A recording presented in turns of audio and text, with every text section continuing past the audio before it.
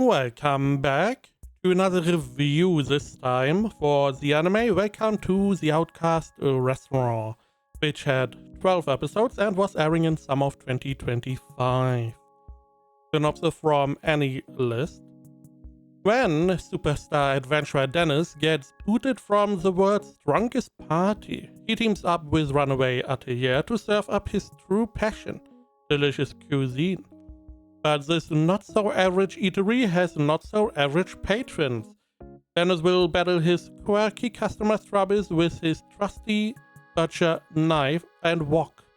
Visit Adventurous Restaurant and fill up your heart and stomach. So we have a fantasy show revolving around food. So far good.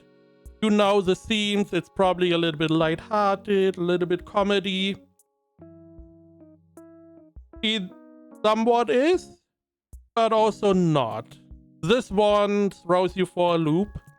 Now Dennis, naturally, he was in this party, he is a cook, and he is more or less like a support type character.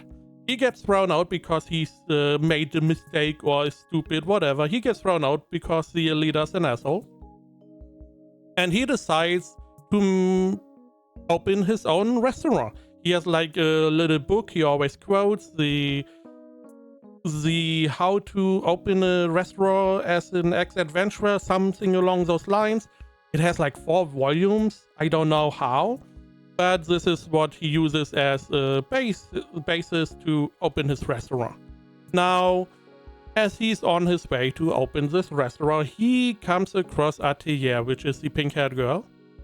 And she was a slave, so he decides, because out of his goodwill, to spend his money and buy her. So she can, be free or whatever. She decides to come along with him and just be a part of this restaurant. He's a poster child and a waitress, essentially. While Dennis is the one that cooks, because his job is a cook. Now, this is already a little bit darker because how they show what Atelier is like. She has that fish eye look, looks like dead inside. And it's not really an upbeat way to introduce a character. And the show decides, hey, how about we do this for all the characters? So we get introduced to these 3 characters, and they do not get introduced in a fun, lighthearted way. They all have fucked up backstories, which is insane. Now that I remember, most of the characters have pretty dark backstories, one way or another. So, it is a little bit of a whiplash. However, aside from those, it is more a lighthearted comedy, a little bit of some action, and, we need to resolve some outstanding problems. So far, I did enjoy my time with the show.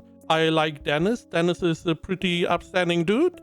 He does feel like the father for Atelier, and she seems to be like at least feeling like the little sister, maybe a daughter, along those lines, which is very heartwarming.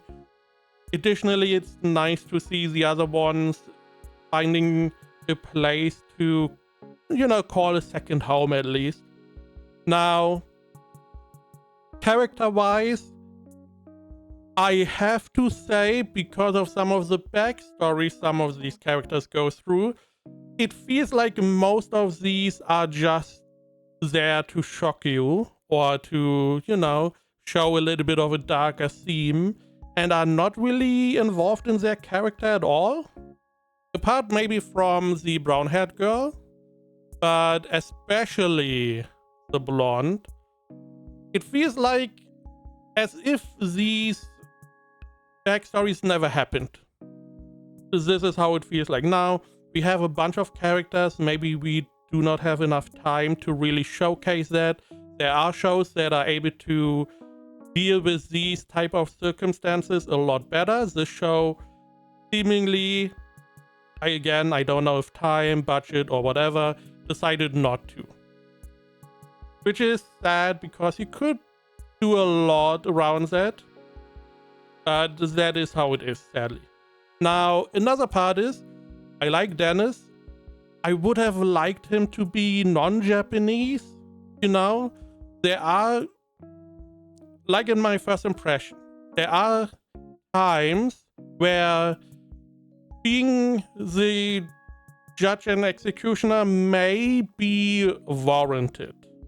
I'm not going to say, hey, it is legal or you should do that. However, I would say I could understand if you were to do that, and I would be willing to be at least lenient or maybe look the other way.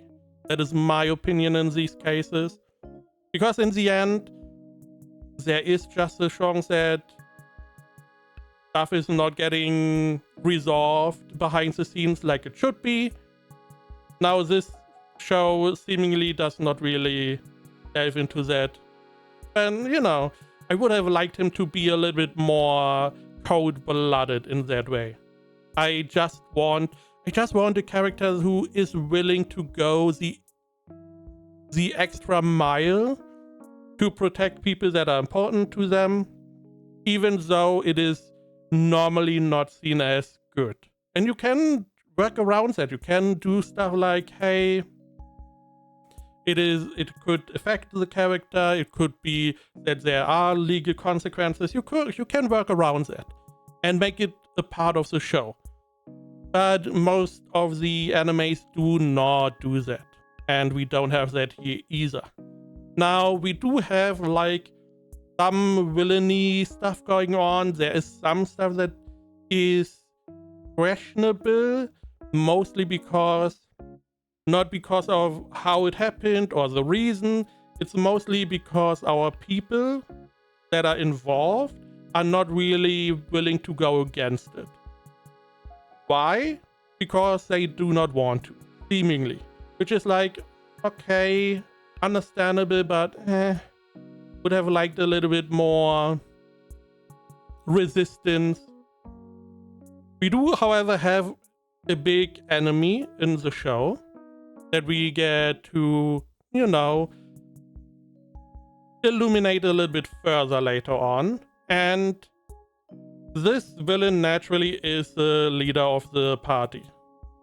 So we get to see a little bit more about him, and opposed to other shows where the leader's like just stupid, he's not strong, not charismatic, he's just an asshole for no reason, this one I found pretty acceptable. I hate him. However, there's a lot of stuff we get to see which shows you, hey, you hate him. Here is why you definitely should hate him more. And yes, I do hate him more. However, he is smart, he is strong, and seemingly he knows how to use his abilities and work behind the scenes. He's not necessarily that charismatic. However, you only need one of the three to be somewhat compelling as a not stronger but more important villain. And he has two, smart and strong, which is already more than most shows have. So I find him a good enemy, a good opponent to have. Like, hey, okay, there's a good reason to hate him, there's a good reason to get rid of him, and there's a good reason for him doing the stuff he is doing. Okay, cool, okay. So he does some part pretty well. I would have liked the backstories to matter more. I would have liked for Dennis to be a more cold-blooded character in times of need, that is. The focus on food was like half. There was, especially at the beginning, a lot of food we got shown, which is nice. For the theme being a restaurant, I feel like there's not that much food being shown. The restaurant is a major focus, but food itself is like not as important for the show. Again, overall, enjoyed it enough.